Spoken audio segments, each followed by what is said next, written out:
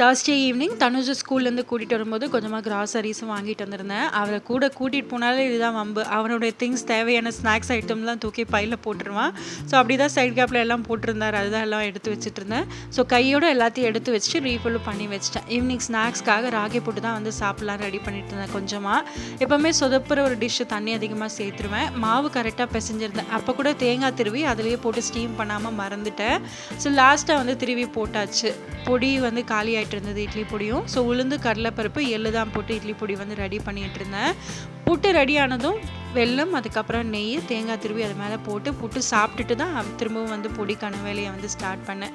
1 மந்த்துக்கு வந்து தேவையான அளவு வந்து பொடி அரைச்சி வச்சிட்டேன். பொடி செய்கிறத பார்த்து தனுஜ் வந்து பொடி இட்லி கேட்டிருந்தான். ஸோ அவனுக்கு மீறி பொடி இட்லி டின்னருக்கு, ஹஸ்பண்டுக்கு வந்து பாயில்டு எக்கு, எனக்கு கொஞ்சம் ரைஸ் இருந்ததுனால கேப்சிகம் முட்டை போட்டு ஃப்ரைட் ரைஸ் மாதிரி சாப்பிட்டாச்சு. உங்கள் ஈவினிங் எப்படி போச்சுன்னு சொல்லுங்கள் ஃப்ரெண்ட்ஸ். தேங்க்ஸ் ஃபார் வாட்சிங் த வீடியோ.